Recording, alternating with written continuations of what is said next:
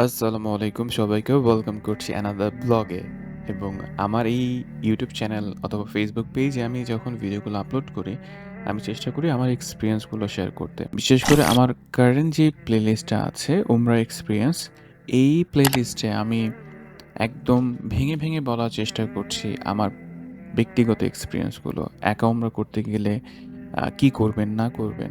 যতটুকু সম্ভব আমি চেষ্টা করেছি আমার রিয়াল এক্সপেরিয়েন্সগুলো শেয়ার করা। তারই ধারাবাহিকতায় আমি শেয়ার করেছি টিকিট বুক থেকে শুরু করে হোটেল রিজার্ভেশন, কোথায় জিয়ারা করবেন, আনুমানিক কত খরচ হবে, অ্যাপ্রক্সলি আমি যা খরচ করেছি সেটাই শেয়ার করেছি। আজকের ভিডিওতে আমি একটু ইতিহাস বলার চেষ্টা করব। আমরা যারা মুসলিম আমরা কিন্তু এই ইতিহাসগুলো বইয়ের পাতায় পড়েছি অনেকেই। আমি স্কুল লাইফে অনেক পড়েছি।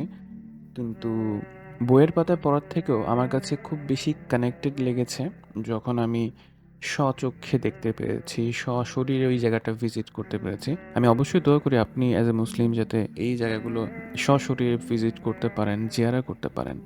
আজকে বলবো উহুদ পাহাড় নিয়ে। উহুদ পাহাড় ইসলামের ইতিহাসে একটি গুরুত্বপূর্ণ স্থান।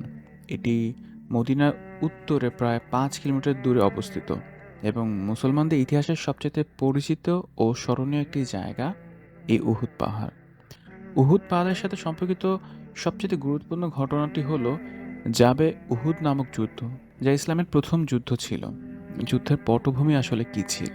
৬২৫ খ্রিস্টাব্দে মক্কায় কুরাইশ জাতির সঙ্গে মুসলমানদের যে যুদ্ধটি হয়েছিল সেটি উহুদের যুদ্ধ নামে পরিচিত। এই যুদ্ধের প্রথম দিকে মুসলমানরা বিজয়ী হতে শুরু করছিল, তবে একদল মুসলিম সৈন্য যারা পাহাড়ের পেছনে অবস্থান নিয়েছিল এবং শত্রুর পেছন দিক থেকে আক্রমণ করার জন্য প্রস্তুত ছিল, তারা যুদ্ধের ফলাফল দেখতে আগ্রহী হয়ে নিজের জায়গা ছেড়ে চলে যায়। এই সুযোগটা কাজে লাগায় কুরাইশরা। তারা পাল্টা আক্রমণ চালায় মুসলমানদের উপরে এবং মুসলমানরা এই জায়গাটা এসে পরাজিত হয়। যুদ্ধের শেষাংশে রাসূল সাল্লাল্লাহু আলাইহি ওয়াসাল্লাম নিজে আহত হন এবং অনেক সাহাবী শহীদ হন।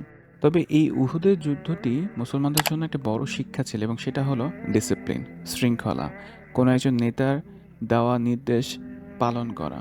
যেই সাহাবীদেরকে রাসূল সাল্লাল্লাহু আলাইহি ওয়াসাল্লাম নির্দেশ দিয়েছিলেন পাহাড়ের উপরে অবস্থান করতে, তারা যদি ওই স্থান ত্যাগ না করতেন তাহলে এই যুদ্ধের ইতিহাসটা অন্যরকম হতে পারত। তারপরও এই উহুদ পাহাড়টি ইসলামে মুসলমানদের জন্য সাহস, বিশ্বাস ও ধৈর্যের নিদর্শন হিসেবে চিহ্নিত হয়ে আছে। সহিহ মুসলিমে একটি হাদিসে বর্ণিত আছে, উহুদ পাহাড়কে রাসূল সাল্লাল্লাহু আলাইহি ওয়াসাল্লাম জান্নাতের পাহাড় বলেছেন এবং উহুদ পাহাড় আমাদের প্রিয় ভাই এমনটাও তিনি জানিয়েছেন। আমাদের সাউথ এশিয়ানদের মাঝে একটা মাইন্ডসেট রয়েছে, সেটা হলো যে জিনিসটা খুবই পবিত্র, যে জিনিসটা খুব ইম্পর্টেন্ট তার কিছু না কিছু অংশ আমরা ক্যারি করার চেষ্টা করি। উহুদ পাহাড় থেকে আপনি কোনো বালু নিয়ে আসলে এটা আপনাকে জান্নাত দিবে এমনটা মনে করাটা বোকামি অনেক ক্ষেত্রে। কারণ আমরা যে ইসলামটাকে বিশ্বাস করি আমরা কিন্তু কোনো কিছুকে চোখের সামনে রেখে ইবাদত করি না বা নামাজ পড়ি না। তাহলে আপনি কি কারণে পাহাড়ে বালু নিয়ে আসবেন এবং ওই বালু আপনাকে পবিত্রতা দিবে এমনটা মনে করছেন? ওই পাহাড়টা নিজে ইটসেলফ পবিত্র। তার মানে এই না যে ওই পাহাড়ে গেলে বা ওই পাহাড় থেকে আপনি কোনো বালু নিয়ে আসলে আপনি পবিত্র হয়ে যাবেন।